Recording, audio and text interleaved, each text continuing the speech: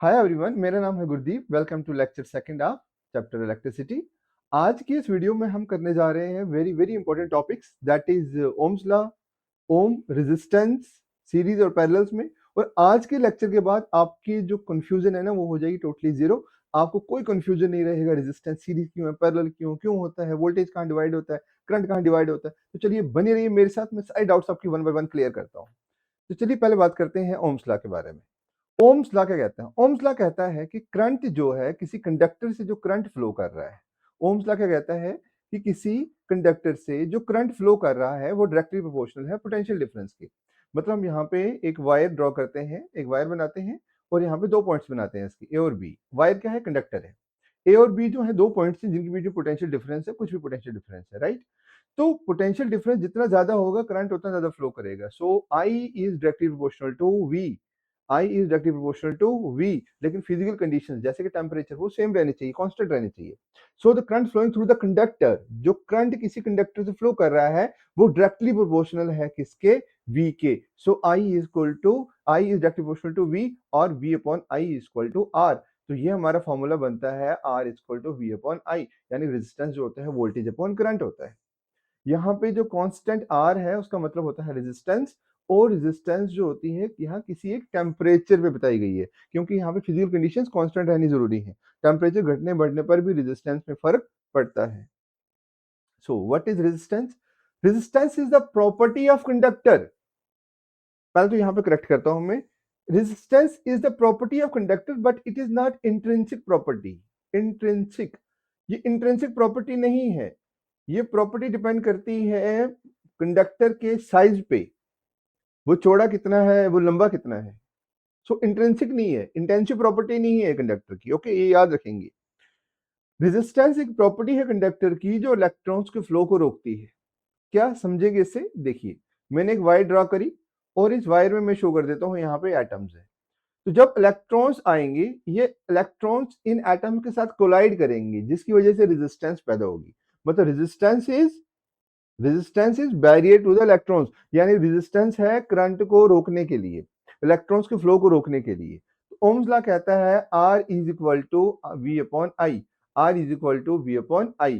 तो SI unit जो है ओम का दैट इज ये, यानी कि रेजिस्टेंस का जो एसआई यूनिट है दैट इज ओम। रेजिस्टेंस का एसआई यूनिट क्या है? ओम। अगर potential difference between the two ends of conductor, ये हमारे पास एक कंडक्टर है, इसके दो एंड्स के बीच में अगर पोटेंशियल डिफरेंस जो है वो वी 1 वी है, कितना है? 1 वी है, और इसमें से करंट जा रहा है 1 एम्पियर, तब इसकी जो रेजिस्टेंस होगी that will be 1 ohm. So 1 ohm is said to be resistance when 1 ampere of current is flowing through a conductor having a potential difference of 1 volt। तो इस डेफिनेशन को ना माइंड में बिठा लेंगे, क्या कहा मैंने, ठीक है? क्या फैक्टर्स हैं जिस पे रेजिस्टेंस डिपेंड करती है? बच्चों याद रखना, रेजिस्टेंस जो है वो डिपेंड करती है लेंथ ऑफ वायर पे। R is directly proportional to L, यानी कि रेजिस्टेंस डिपेंड करती है लेंथ पे। लेंथ बढ़ेगी तो रेजिस्टेंस बढ़ेगी। Inversely proportional to area of cross section, यानी कि रेजिस्टेंस जो है किसकी इनवर्सली प्रोपोर्शनल है? एरिया ऑफ क्रॉस सेक्शन की, यानी कि R is inversely proportional to, R is inversely proportional to A, ठीक है ना? यानी कि एरिया अगर बढ़ेगा, एरिया अगर बढ़ेगा रेजिस्टेंस घटेगा, एरिया अगर घटेगा तो रेजिस्टेंस बढ़ेगा। लेट मी सी, ये यहाँ पे एक वायर है और यहाँ पे एक पतली वायर है। तो इस पतली वायर का जो डायमीटर है वो कम है, तो यहाँ एरिया ऑफ क्रॉस सेक्शन जो है कम है, इसकी रेजिस्टेंस ज्यादा होगी। और यहाँ पे एरिया ऑफ क्रॉस सेक्शन ज्यादा है, इसकी रेजिस्टेंस कम होगी, इसकी रेजिस्टेंस कम होगी। सो एरिया अगर डायमीटर वायर का मतलब मोटी वायर जो होगी उसका रेजिस्टेंस कम होगा एज कंपेयर टू पतली वायर की। तो यहाँ पे वही कह रहे हैं हम, R is inversely proportional to area of cross section, या ऐसा कह सकते हैं R is equal to rho L upon A. R is equal to rho L upon A. ये हमारे पास एक और फॉर्मूला बनता है जब रेजिस्टिविटी दी हो, जहां पे रो जो है that is constant of proportionality, that is constant of proportionality जिसको हम बोलते हैं रेजिस्टिविटी। तो रेजिस्टिविटी जो है वो इंट्रिंसिक प्रॉपर्टी है, यानी कि वो ट्रू प्रॉपर्टी है कंडक्टर की, वो परमानेंट प्रॉपर्टी है कंडक्टर की। और रेजिस्टिविटी जो होती है डिफरेंट मटेरियल्स की डिफरेंस होती है, और रेजिस्टिविटी जो होती है वो लेंथ पे, एरिया ऑफ क्रॉस सेक्शन पे डिपेंड नहीं करती है। मतलब हमारे पास अगर 1 ग्राम वायर है तो उसकी भी उतनी रेजिस्टिविटी है, अगर हमारे पास 2 ग्राम वायर है उसकी भी उतनी रेजिस्टिविटी है, अगर हमारे पास 2 mm मोटी वायर है उसकी भी रेजिस्टिविटी उतनी है, अगर हमारे पास हाफ mm मोटी वायर है उसकी भी उतनी ही रेजिस्टिविटी है। Resistivity do not depend on the size of a material, it depends on the material. Her material की रेजिस्टिविटी डिफरेंट होती है, साइज पे लेंथ पे डिपेंड नहीं करती है। रेजिस्टिविटी का जो फॉर्मूला होता है, यूनिट होता है, that is ohm metre. Resistivity substances की क्या कैसे हम पता करते हैं, तो याद रखेंगे जिसकी रेजिस्टिविटी माइनस में आती है, जैसे 10⁻⁻⁸, तो जिसकी रेजिस्टिविटी माइनस में होती है वो होते हैं कंडक्टर्स या वो होते हैं गुड कंडक्टर्स ऑफ इलेक्ट्रिसिटी, और जिसकी रेजिस्टिविटी पॉजिटिव होती है उस वो होते हैं उनकी रेजिस्टिविटी होती है हाई और वो होते हैं इंसुलेटर्स। मतलब सब्सटेंसेस जिनकी लो रेजिस्टिविटी होती है वो बेटर कंडक्टर्स होते हैं, और जिन सब्सटेंसेस की रेजिस्टिविटी ज्यादा होती है वो इंसुलेटर्स होते हैं या बैड कंडक्टर्स होते हैं। Now very very important topic, that is resistors in series and resistors in parallels. क्या है resistance series and parallels? Very very important topic, चलिए समझते हैं। ये एक सर्किट देख रहे हो आप लोग, यहाँ पे एक बैटरी कनेक्टेड है जो पोटेंशियल डिफरेंस क्रिएट कर रही है, इलेक्ट्रिक पोटेंशियल क्रिएट कर रही है, करंट को मूव करवा रही है, राइट। यहाँ पे 3 रेजिस्टर लगे हैं, 1 2 और 3। रेजिस्टर इन सीरीज ये कहता है कि जो वोल्टेज है वो डिवाइड होगी लेकिन करंट सेम रहेगा। जब करंट सीरीज में चलता है, जब रेजिस्टर सीरीज में लगे हो, जब रेजिस्टर सर्किट में सीरीज में लगे हो, सीरीज का मतलब रेजिस्टर मतलब बल्ब भी हो सकता है, एक बल्ब यहाँ लगा, एक बल्ब दूसरा, एक बल्ब तीसरा यहाँ पे लगा हो। तो अगर रेजिस्टर्स हमारे सीरीज में लगे हुए हैं तो वोल्टेज डिवाइड हो जाएगी, क्योंकि हर एक रेजिस्टर जो है वो एनर्जी यूज करेगा, इसलिए वोल्टेज को करंट को इलेक्ट्रॉन्स को रोकने के लिए। तो वो एनर्जी डिसिपेट होगी हीट की फॉर्म में, जिसकी वजह से वोल्टेज ड्रॉप हो जाएगी। तो हर रेजिस्टर में जो वोल्टेज है वो डिवाइड हो जाती है, लेकिन करंट जो है थ्रू आउट द सेम रहता है। मतलब जो पोटेंशियल है, इलेक्ट्रिक पोटेंशियल जो है वो करंट को बोलता है आप चलो, बैटरी प्रोवाइड कर रही है इलेक्ट्रिक पोटेंशियल, करंट को बोलता है आप चलो, ये रोक रहे हैं लेकिन आपने रुकना नहीं है, तो current will be flowing same, और करंट कहीं और से जा भी नहीं सकता, उसके पास कोई और पाथ भी नहीं है। तो करंट जो है throughout the resistor same रहता है, लेकिन हर एक रेजिस्टर पे वोल्टेज डिवाइड होती रहती है, और टोटल जो वोल्टेज होती है, टोटल जो हमारा V1 प्लस V2 V3, ये टोटल पोटेंशियल के बराबर आता है। V equal to V1 plus V2 plus V3, और रेजिस्टेंस सीरीज यानी कि रेजिस्टेंस कितनी बनेगी, सम ऑफ ऑल रेजिस्टर्स, यानी टोटल रेजिस्टेंस किसके बराबर होगी, 3 रेजिस्टर्स की रेजिस्टेंस को मिला के जितनी रेजिस्टेंस बनती है that will B total resistance. और टोटल पोटेंशियल कितना होगा, तीनों जो पोटेंशियल है हमारे पास, इनको मिला के जितना बनता है दैट इज टोटल पोटेंशियल। अच्छा, एक चीज हमारे पास ये भी कहते हैं, चलो उसके बारे में बाद में बात करूंगा, बट यहाँ पे एक माइंड में डाल देता हूँ आपके, कि होम्स में जो कनेक्शन हम लेते हैं, जो होम्स में हमारे घरों में जो इलेक्ट्रिसिटी की वायरिंग हुई होती है वो पैरेलल होती है कि सीरीज होती है, और क्यों होती है, इसके बारे में बात करेंगे पैरेलल को समझाने के बाद।